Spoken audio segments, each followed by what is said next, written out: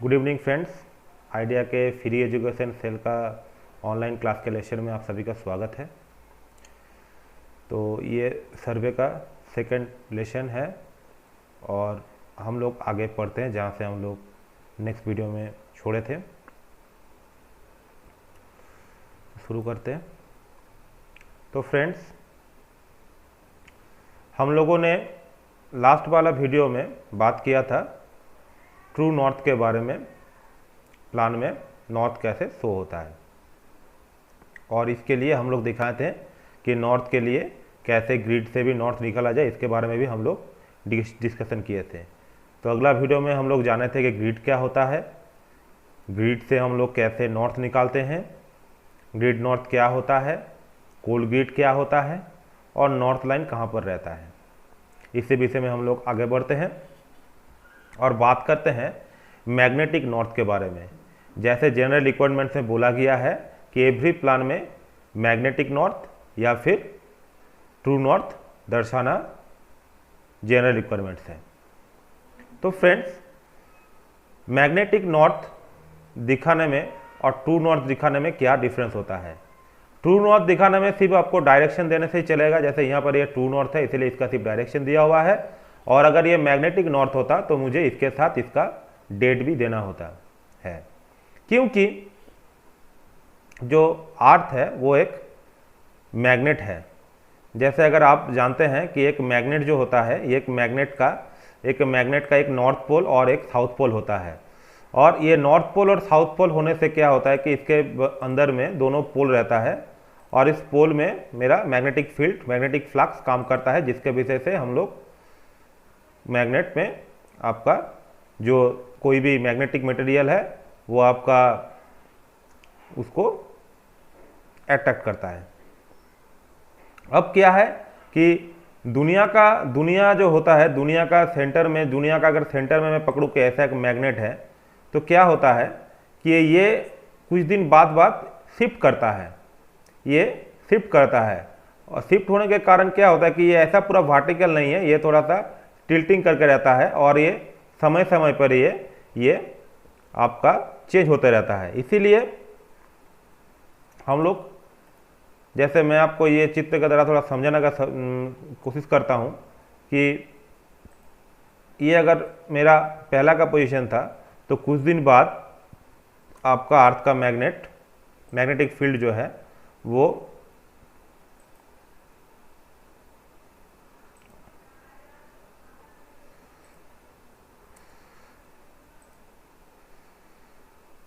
ऐसे शिफ्ट हो जाएगा। तो क्या हुआ कि इसका जो पोल है ये भी शिफ्ट हो जाएगा,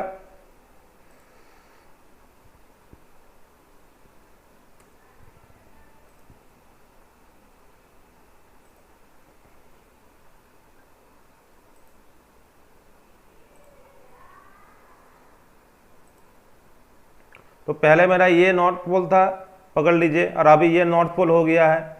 तो क्या है कि समय के अनुसार, समय के साथ साथ क्या होता है कि बहुत इंटरेस्टिंग चीज़ है कि ये चेंज होता रहता है।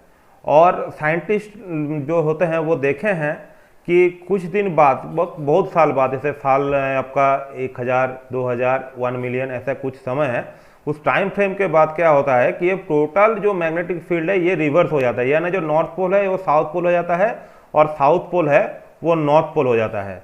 और ये जो चीज़ है ये कैसे मालूम चलता है, ये भी बहुत इंटरेस्टिंग चीज़ है कि हम लोग का जो अर्थ से जो मैग्मा निकलता है और उसका जो पैटर्न रहता है, क्योंकि मैग्मा जो है वो दुनिया का जो सबसे गर्म वाला जगह है, मतलब हम लोग का जो ओर रहता है अर्थ का, वहाँ से मैग्मा निकलता है।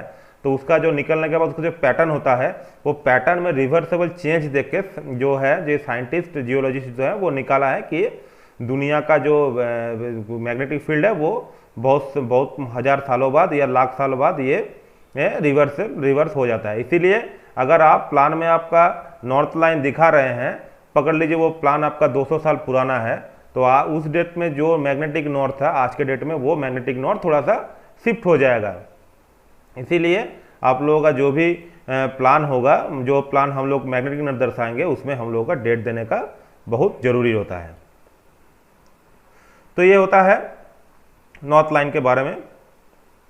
अब हम लोग आ जाते हैं प्लान का और एक सबसे बड़ा अब ये तो हो गया प्लान का ढांचे के बारे में। अब है कि प्लान में अगर आपको जब देखने बोलेगा तो आपको पहला क्या चीज़ हम लोग देखेंगे। एक माइनिंग प्लान में, एक या सरफेस प्लान में हम लोग जो फास्ट में देखते हैं वो है उस माइनिंग का lease hold boundary line. Lease hold boundary line क्या है कि ये लाइन हमको सरकार से दिया गया है कोयला खनन के लिए। हम लोग इसी जगह, इस कोलियरी के अंडर में हम लोग उसी जगह में काम कर सकते हैं, उसके बाहर हम लोग कोई एक्टिविटीज, माइनिंग एक्टिविटीज नहीं कर सकते हैं।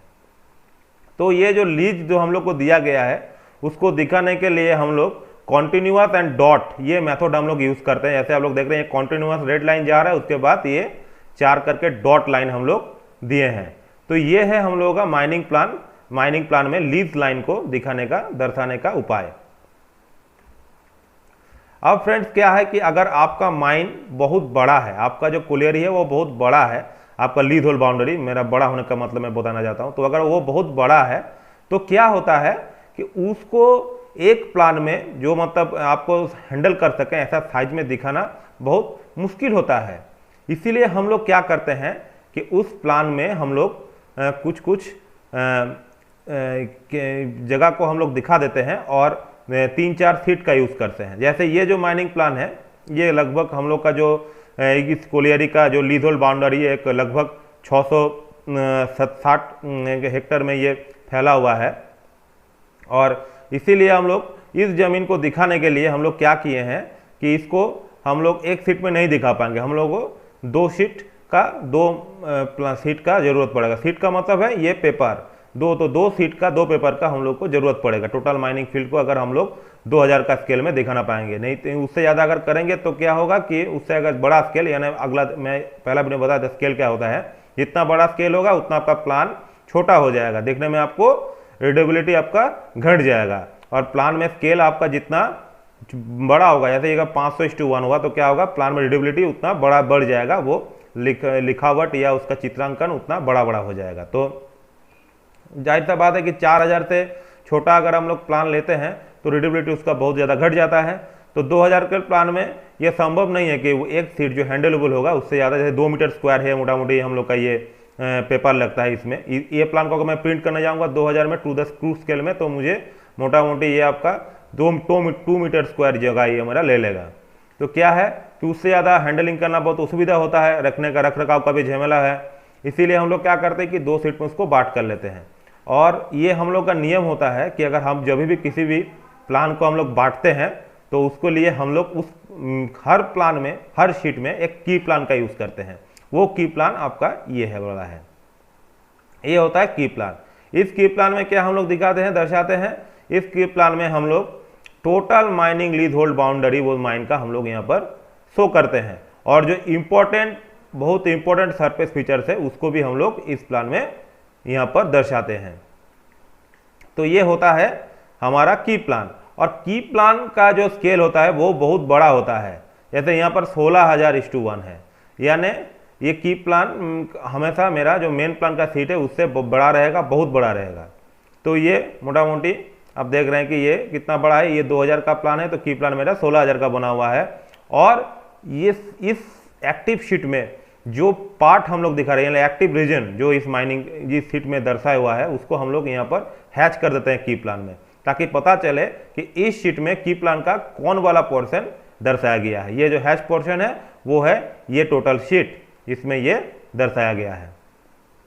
तो ये हो गया हम लोगों का लीज होल्ड का ऑप्शन। ठीक है, तो लीज होल्ड में आपको यही दिखाना है कि लीज होल्ड आपका बाहर जाएगा और आपको यहाँ पर dot line, continuous and dot, 4 dot and continuous line आपको यहाँ पर देखने में मिलेगा। इसके साथ आपको लिखना ही पड़ेगा कि boundary lease hold boundary line of this colliery, ऐसे आपको लिखा रहेगा। ठीक है, तो ये आपको लीज होल्ड कैसे देखते हैं हम लोग पता कर लिए हैं।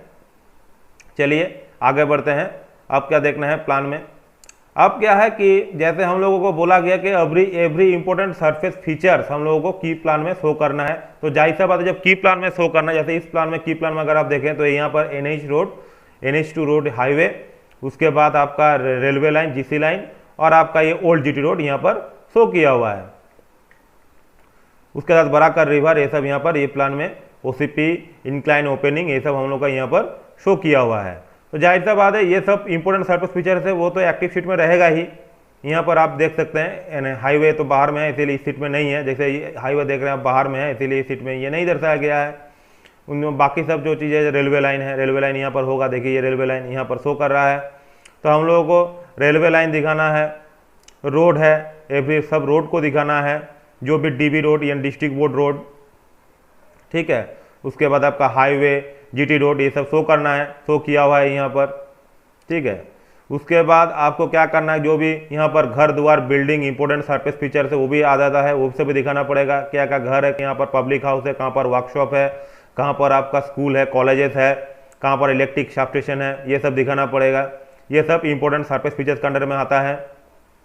ये सब आपको एक प्लान में दिखाना पड़ेगा, हर प्लान में आपको शो करना पड़ेगा।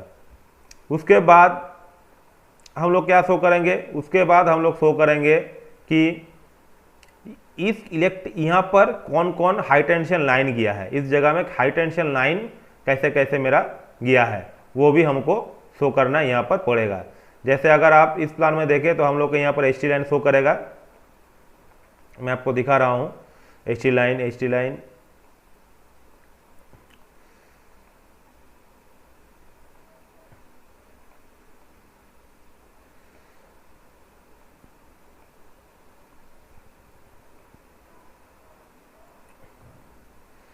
ये देखिए एचटी लाइन यहाँ पर शो कर रहा है। ये सब हाई टेंशन लाइन हमको मेरा माइनिंग एरिया में जो है वो भी हमको प्लान में शो करना पड़ेगा।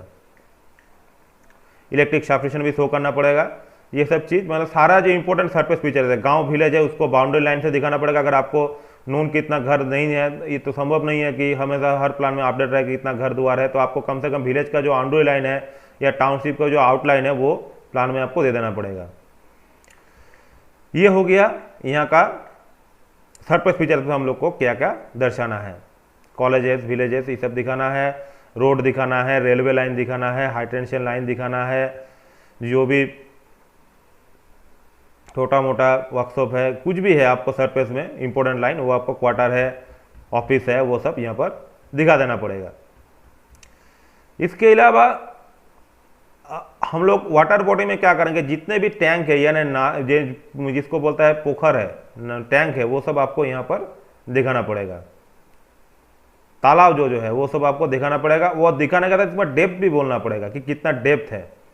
ये डेप्थ भी आपको हर प्लान में आपको शो कर देना पड़ेगा, कितना डेप्थ है, हर जो मेरा टैंक है उसका कितना डेप्थ है, वो भी नंबर दे के करना पड़ेगा। क्योंकि यहाँ पर जितना नंबर है आपको नंबर काउंटिंग करना पड़ेगा, 1 2 3 4 करके। यहाँ पर जैसे आप देख रहे हैं कि ये टैंक नंबर 3 है तो टैंक नंबर 2 आपको देना पड़ेगा। जैसे ये टैंक नंबर 1 है, यानी यहाँ से मेरा काउंटिंग चालू हुआ है तो मैं टैंक नंबर 1 कितना आरएल है ये देना पड़ेगा। और कॉन्टूर से डेप्थ कैसे निकाला जाता है, जैसे ये मेरा 110 मीटर का पूछेगा कि यहाँ का डेप्थ कितना है, सर आप डेप्थ नहीं यहाँ पर नहीं लिखे हैं, डेप्थ कैसे निकालना है। तो डेप्थ निकालने के लिए सीधी बात है, मेरा आरएल जो है उस मेरा ये जो मेरा 114 मीटर इसका ये है आपका जो मेरा कॉन्टूर जा रहा है उससे माइनस करके मैं इसका डेप्थ निकाल सकता हूँ, इतना मीटर डेप्थ है इसका। ये डेप्थ निकालने का ये फॉर्मूला है। तो जो आरएल होता है वो ऊपर होता है, तो आपका ऊपर तो ये टैंक का डेप्थ तो आपको सिर्फ पानी के ऊपर तक ही मिल पाएगा, नीचे तक का तो डेप्थ आपको निकालना पड़ेगा। क्योंकि जो आरएल है वो तो जरूर की नदी का जो है आपका वाटर बॉडी का टैंक का किनारा लिया गया होगा, इसीलिए डेप्थ तो नहीं मैं बता एग्जैक्ट नहीं होगा ये, लेकिन आपका ये जो वाटर का जो लेवल है वो आप बता सकते हैं इससे, ठीक है। और जो मैं बताया कि आरएल से माइनस करके आप वर्किंग का दिखा सकते हैं। आपका जो ये होता है आपका जो कॉन्टूर लाइन होता है उससे आपका माइनस करके यहाँ पर डेप्थ को जो आरएल है वर्किंग का उसको माइनस करके आप डेप्थ निकाल सकते हैं। तो इस विषय में चलिए हम लोग पहले जान लेते हैं कि कॉन्टूर लाइन क्या होता है। कॉन्टूर लाइन होता है कि आपका जो सेम आरएल है, जैसे आरएल रिड्यूस लेवल क्या होता है कि जैसे मेरा कोई भी जगह MSL यानी मीन सेवल लेवल से कितना ऊपर होता है उसको हम लोग आरएल बोलते हैं, ठीक है। इस विषय में हम लोग सेक्शन में और बढ़िया से बात करेंगे। जो भी है वो सेम आरएल को जो लाइन कनेक्ट करता है उसको कॉन्टूर लाइन बोलता है। यानी ये अगर देखिए मेरा 119 है, ये 117 है, ये 116 मीटर का कॉन्टूर लाइन है, तो हम लोग क्या करते हैं कि 119 या 119 और ये लाइन दिखाया गया, मतलब ये लाइन के ऊपर कोई भी जगह का RL जो है वो 119 मीटर है। यहाँ का RL 119 मीटर, यहाँ का RL 119 मीटर, यहाँ का RL 119 मीटर, यहाँ का RL 119 मीटर, यानी ये लाइन जैसे जैसे किया है उस हर जगह में 119 RL हमको मिलते जाएगा। सिमिलरली जहाँ पर मेरे 117 लिखा हुआ है जिस धागे के ऊपर, उस धागे में हम कहीं भी जाएंगे तो वहाँ पर मुझे 117 का RL मिलेगा। इसीलिए प्लान में जो है कि कॉन्टूर लाइन देना बहुत जरूरी होता है, क्योंकि अगर आपको जिस जगह में आपका सरफेस नहीं है उससे भी हम लोग सरफेस का RL आपको नहीं मिल रहा डायरेक्टली, वहाँ पर भी हम लोग डेप्थ निकाल सकते हैं। जैसे यहाँ पर अगर आप पकड़ लीजिए कि यहाँ पर मेरा कितना RL होगा, अगर डेप्थ कितना होगा आपको अगर पूछा जाए, तो आप क्या करेंगे कि आप एक डिस्कस करेंगे कि जैसे इस जगह में आप पता लीजिए कि यहाँ पर मैं कोई जगह आपको दिखाता हूँ जहाँ पर मैं RL होगा, जैसे यहाँ पर ये पकड़ लीजिए आप, ये 25.82, यहाँ पर आपको अगर अप्रोक्स बता पूछे कि डेप्थ कितना है इस जगह, तो कैसे निकालिएगा? जाहिर सा बात है कि ये मेरा कॉन्टूर लाइन कितना जा रहा है मैं देखूंगा। पहले मेरा 122 का ये कॉन्टूर लाइन यहाँ पर रन कर रहा है और इसके बाद मेरा 125 का है। तो इसका दो उपाय, अगर आप एकदम पूरा एक्यूरेटली मतलब बहुत माइनरली या मतलब 100% कोशिश करेंगे कि मैं सामने जाऊँ निकालने का, रिजल्ट मेरा एकदम बहुत सामने आ जाए, तो उसके लिए आपको क्या करना पड़ेगा? ये मेरा 127 मीटर और ये मेरा 125 मीटर, तो इतना या मैं इसका हॉरिजॉन्टल लेंथ मापूंगा 2000 का स्केल से। उसके बाद मैं देखूंगा कि ये वाला पॉइंट इस वाला पॉइंट से कितना मेरा डिस्टेंस नापने के बाद मैं 2 मीटर से डिवाइड करके कितना ग्रेडियंट हो रहा है ये जगह में, वो मैं निकालूंगा और उस हिसाब से मेरा यहाँ पर कितना RL होगा जमीन का, सरफेस का, ये मैं निकालूंगा और उसके बाद जो यहाँ का वर्किंग का RL है उसको माइनस कर दूंगा, तो मेरा डेप्थ निकल जाएगा। ऐसा करके कॉन्टूर लाइन रहने से हम लोग कोई भी जगह का जो है डेप्थ हम लोग निकाल सकते हैं। इसीलिए माइनिंग प्लान में आपका कॉन्टूर लाइन देना भी बहुत आवश्यक होता है। इसके अलावा एक माइनिंग प्लान में हम लोग एवरी ओपनिंग दिखाते हैं। जैसे यहाँ पर इंक्लाइन है तो इंक्लाइन दिखाना है, पिट है तो पिट दिखाना है, सब कुछ आपको यहाँ पर शो करना, जो भी माइनिंग ओपनिंग है, ठीक है, यहाँ पर वो शो करना है।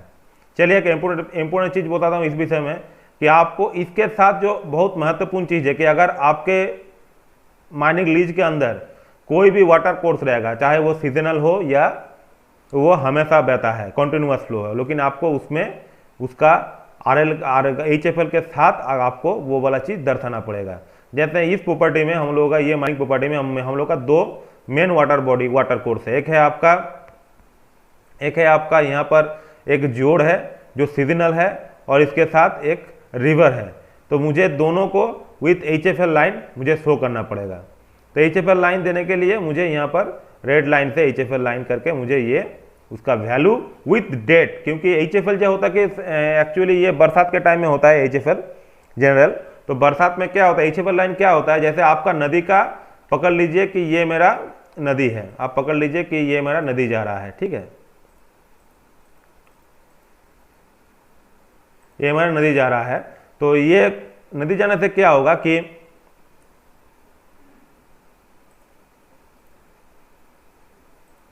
प्लान में हमको क्या क्या शो करना है।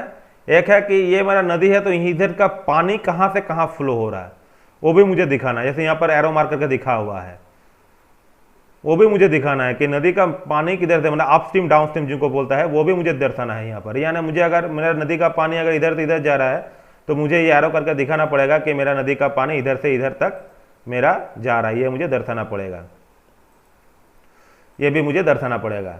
एक होता है दूसरा HFL लाइन। HFL लाइन क्या है कि नदी का मेरा जो नदी मतलब क्या होता है, नदी का रिवर बेड, यानी मेरा रिवर बेड मेरा यहाँ तक है। तो जाहिर सी बात रिवर बेड मेरा यहाँ तक है तो पानी मेरा कहाँ तक है, मैं जो सर्वे करूंगा तो रिवर बेड का करूंगा तो मेरा पानी कहाँ तक है, पानी मेरा HFL तक है, HFL तक हमको पकड़ना पड़ेगा। मतलब मेरा अभी तक का हिस्ट्री में मेरा पानी यहाँ तक ही उठा है, तो कहाँ तक उठा है उसके लिए मुझे एक लाइन मारना पड़ेगा कि मेरा नदी का रिवर का पानी मेरा यहाँ तक उठा है। ये हो गया मेरा ये हो गया मेरा एक शर्त कि मुझे ये दिखाना है। और दूसरा दिखाना है जो ये पानी उठा है वो कब उठा था, यानी कौन साल को किस ये उठा था, ये भी आपको दर्शाना है, ये भी आपको दर्शा देना है कि मेरा नदी का पानी इतना तक उठा था और किस डेट को उठा था, ये आपको यहाँ पर शो कर देना है। तो इसको, इस लाइन को बोलते हैं HFL लाइन, और HFL लाइन के साथ आपको डेट देना भी बहुत जरूरी होता है। ठीक है, आइए अब हम लोग डिस्कस करते हैं कि एक जनरल माइनिंग प्लान में, इस माइन प्लान में क्या क्या रेस्ट्रिक्शन लाइन क्या शो किया हुआ है।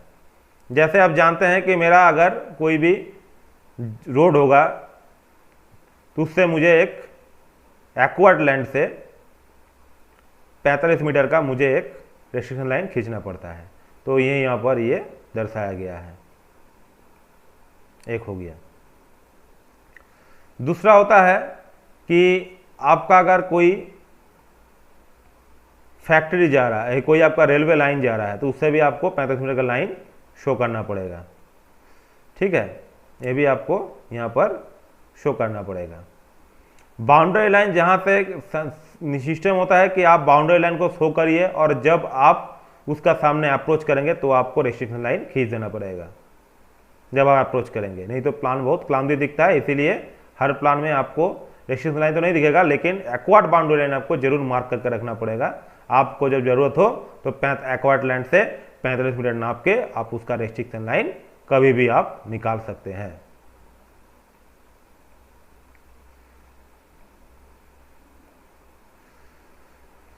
चलिए आगे बढ़ते हैं। अब जियोलॉजिकल डिस्टर्बेंस क्या क्या प्लान में शो करते हैं। Every roll, wash out, dyke, fault, ये सब आपको दिखाना पड़ेगा। फॉल्ट के साथ जो परमिशेबल फॉल्ट बैरियर दिया है, जो परमिशन दिया है फॉल्ट बैरियर को भी दिखाना पड़ेगा। जैसे यहाँ पर इस प्रॉपर्टी में आप देखिएगा कि यहाँ पर 10 मीटर का, 60 मीटर का, 48 मीटर का, तीनों फॉल्ट से घिरा हुआ प्रॉपर्टीज है।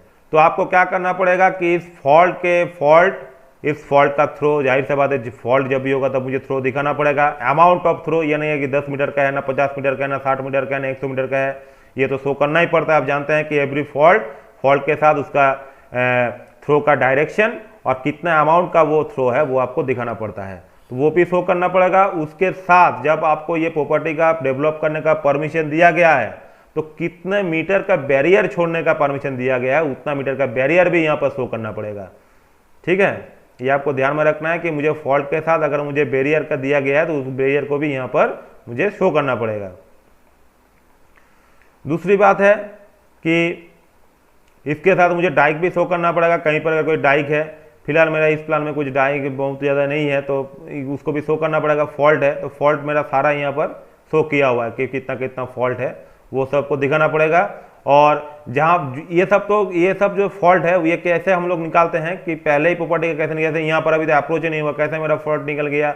यहाँ जैसे मेरा यहाँ पर अभी अप्रोच नहीं हुआ, कैसे मेरा फॉल्ट निकल गया। ये सब CMPDI का जो बोरहोल होता है, बोरहोल देखने का सिस्टम होता है। जैसे यहाँ पर आपको मिलेगा कि बोरहोल मेरा सब दिया हुआ, आप देखिएगा कि ये सब बोरहोल का नहीं नंबर होता है, CM यानी CMPDI ने ये सब बोरहोल किया है।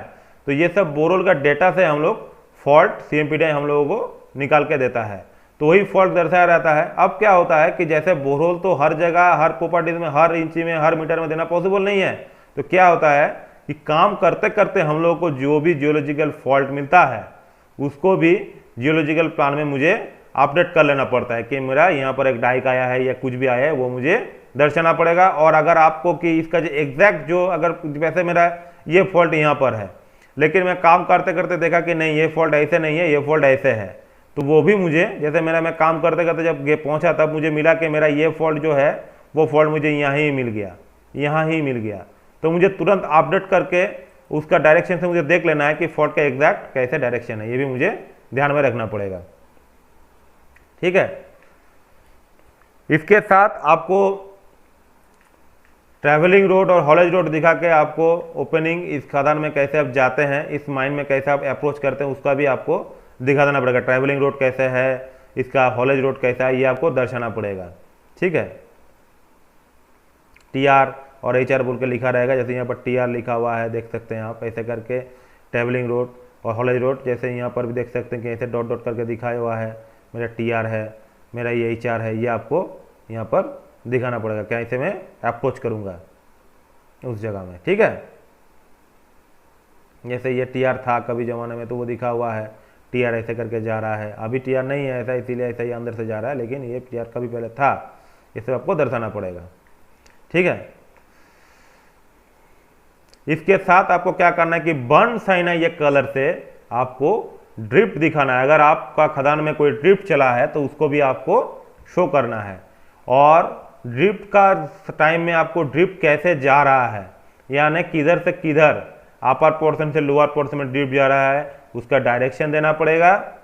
आपका कितना इंक्लिनेशन में वो ड्रिफ्ट चल रहा है, ग्रेडियंट, वो शो करना पड़ेगा, और कौन सीम में से कौन सीम तक वो ड्रिफ्ट जा रहा है वो भी आपको शो करना पड़ेगा। तो ड्रिफ्ट में क्या क्या शो करना पड़ेगा, ड्रिफ्ट में डायरेक्शन शो करना पड़ेगा, कितने इंक्लिनेशन में वो ड्रिफ्ट चल रहा है वो शो करना पड़ेगा, और कौन सीम से कौन सीम का वो ड्रिफ्ट है ये आपको यहाँ पर दर्शाना पड़ेगा। वो ड्रिफ्ट का कलर होगा बर्न साइन। तो ये सब आपको शो करना पड़ेगा। वाटर बॉडी का कलर जैसे आप देख सकते हैं कि ऐसा करके हल्का नीला में हम लोग को वाश किया हुआ है, ऐसा पानी का कलर हम लोग को होता है, इसमें हम लोग को पानी का वाटर बॉडी हम लोग शो करेंगे, ठीक है। इसके अलावा जो सेकंड शेड्यूल में आपको है वो सब नोटेशन आपको याद करना पड़ेगा। उसके लिए देखिए मैं यहाँ पर इंडेक्स में लाया हूँ कॉपी करके, देखिए ये इंडेक्स में आपको मिलेगा कि कौन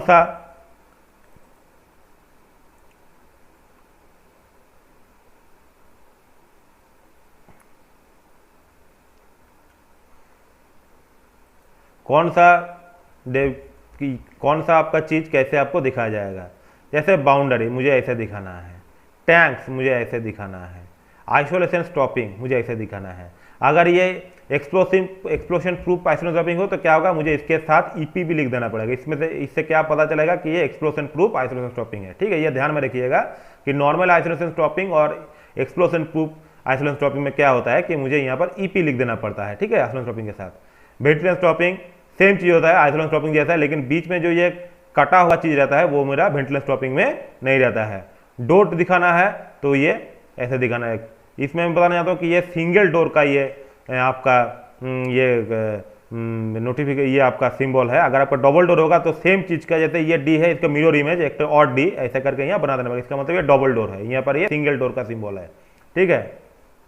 इंक्लाइन को शो करने के लिए आपको ये वाला सिंबल आपको यूज करना पड़ेगा इंक्लाइन दिखाने के लिए। अबंडेंट हो गया ऐसा कोई इंक्लाइन को दिखाने के लिए मुझे ऐसा एक सिंबल का यूज करना पड़ेगा। सैफ्ट शो करने के लिए मुझे ऐसे करके दो सर्कल बना के मुझे सैफ्ट दिखाना पड़ेगा। सैफ्ट के साथ सैफ्ट का डेप्थ कितना आरएल है, कितना डायमीटर है, ये भी मुझे दिखाना पड़ता है। जैसे मेरा यहाँ पर एक सैफ्ट है नंबर 2 फीट यहाँ पर आपको मिलेगा, तो मुझे इसका डाया, डेप्थ, टोटल आरएल ये सब मैं यहाँ पर शो कर दिया हूँ। इसीलिए आपको जब भी आपको सैफ्ट शो करना है तो आपको ये सब चीज शो करवाना है। जबकि अबंडेंट सैफ्ट है तो सेम चीज है, जैसे अबंडेंट इंक्लाइन में हम लोग काला कर देते हैं अंदर में, ऐसे ही अबंडेंट सैफ्ट में भी ऐसे काला कर देना है। जोड़ रिवर आपको एचएपएल के साथ देना है, स्पॉट लेवल आपको देना है, कॉन्टूर लाइन शो करना है ऐसे करके। टेलीफोन लाइन जैसे आपको ऐसा करके टेलीफोन लाइन माइंस पे कैसे किया है वो लाइन आपको ऐसे करके गोल गोल बना के ऊपर में आपको बनाना है। फर्स्ट स्टेशन में आपको ऐसा करके प्लस चिन्ह करके आपको दिखाना है। डिप को बताया मैं बर्न साइन कलर में ऐसे दिखाना है। पंप शो करने के लिए मुझे ऐसे करके चौकड़ा बना के हमको पंप दिखाना है। सरफेस स्ट्रक्चर को मुझे बाउंड्री लाइन से घेर देना है। बोरहोल के लिए मैं ऐसा सिंबल यूज करूंगा। इलेक्ट्रिक लाइन मैं ऐसा सिंबल यूज करूंगा। डाइक ऐसा मैं ग्रीन कलर का सिंबल यूज करूंगा।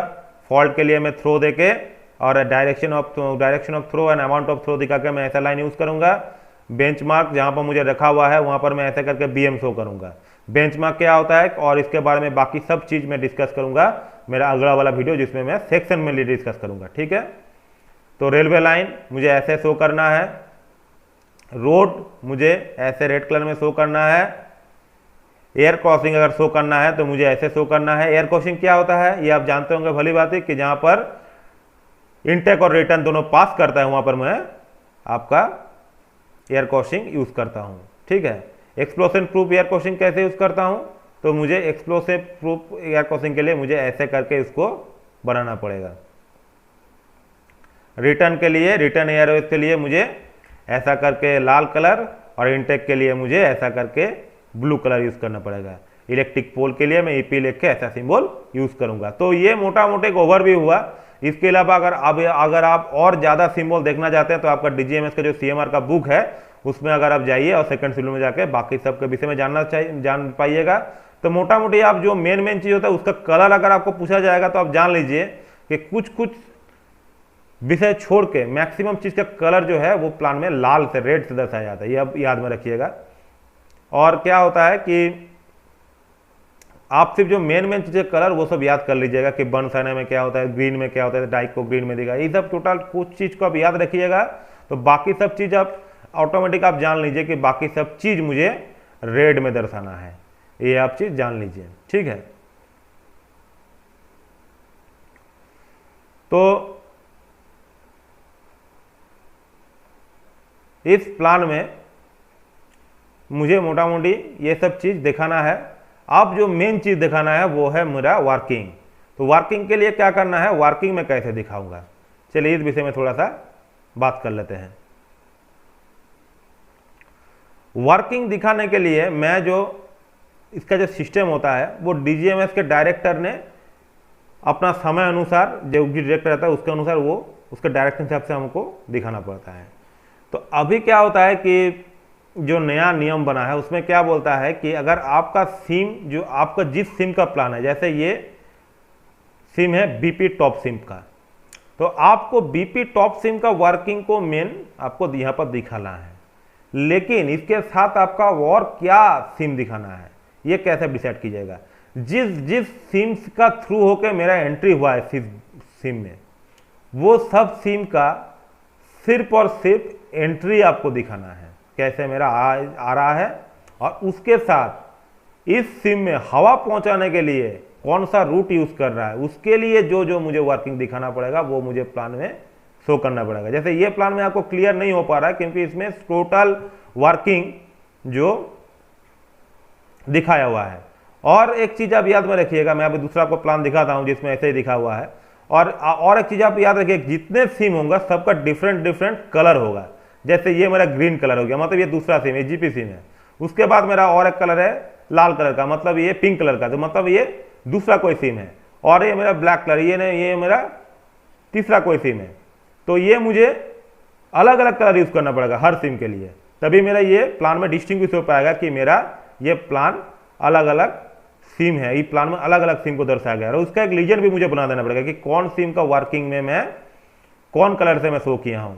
देखिए यहाँ पर जैसे तीनों कलर है, यहाँ पर ग्रीन है, पिंक है, ब्लैक है, तीन सिम में कौन कौन किसका कलर है ये मुझे यहाँ पर दर्शा देना पड़ेगा इंडेक्स करके, ठीक है, रीजन बना के। ये भी याद कर लीजिए कि जितना सिम का मुझे दिखाना है उतना का अलग अलग कलर यूज करना पड़ेगा।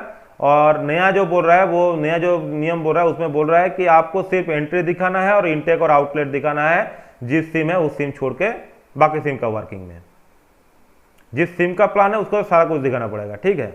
जैसे मैं आपको समझाने के लिए दिखा रहा हूँ एक प्लान में आपको। जैसे आप देखिए कि जैसे मेरा दूसरा प्लान में अभी आपको पकड़ के दिखा देता हूँ। जैसे मेरा ये पकड़ लीजिए,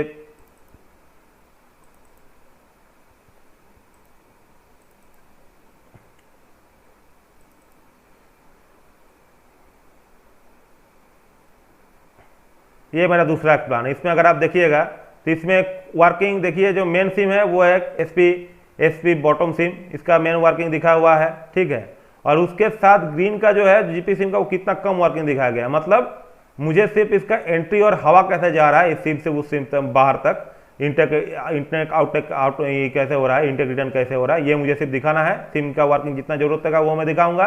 और उसके साथ में क्या करूँगा, सिर्फ आउटलाइन मार दूंगा कि ये मेरा ये सिम का आउटलाइन है, इसके अलावा मुझे शो नहीं करना है, ठीक है। तो ये याद में रखिएगा कि जो नया सिस्टम बोल रहा है वो बोल रहा है कि आपको सिर्फ जो मेन जिस सिम का प्लान है, जैसे ये मेरा एसपी बॉटम सिम का प्लान है तो मुझे एसपी बॉटम का टोटल चीज दिखाना है। और इसके अलावा इस एसपी बॉटम सिम में काम करने के लिए मुझे इंटेक और रिटर्न का जितना पाथवे है उसके लिए मुझे जितना दूसरा सिम का वर्किंग दिखाना पड़ेगा वो मैं दिखाऊंगा। और उसमें आने जाने के लिए जो रास्ता यूज होता है या ट्रांसपोर्टिंग के जो रास्ता यूज होता है उसके लिए जो दूसरा सिम का वर्किंग यूज हो रहा है वो मैं दिखाऊंगा। इसके अलावा मैं सिर्फ बाकी सिमों का वर्किंग का आउटलाइन को प्लान में मेरा शो कर दूंगा। तो इससे क्या होगा कि प्लान आपका थोड़ा सा साफ सुथरा लगेगा, थोड़ा ठीक ठाक लगेगा, आपको बाकी सब चीज़ देखने में आसानी होगी। तो इसीलिए ऐसा हम लोग करते हैं। आइए आगे बढ़ते हैं।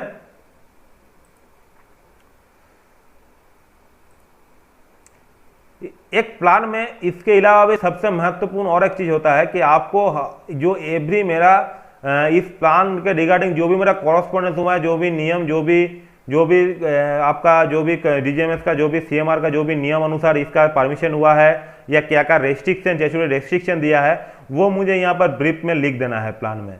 जैसे आप देख रहे हैं यहाँ पर कहाँ भी इसका परमिशन मिला था, क्या है क्या सब कुछ, यहाँ पर सब कुछ डेट के वाइज आपको यहाँ पर एक सामारी बना के आपको territorial restriction plus permission letter number ये सब आपको यहाँ पर दे देना पड़ेगा।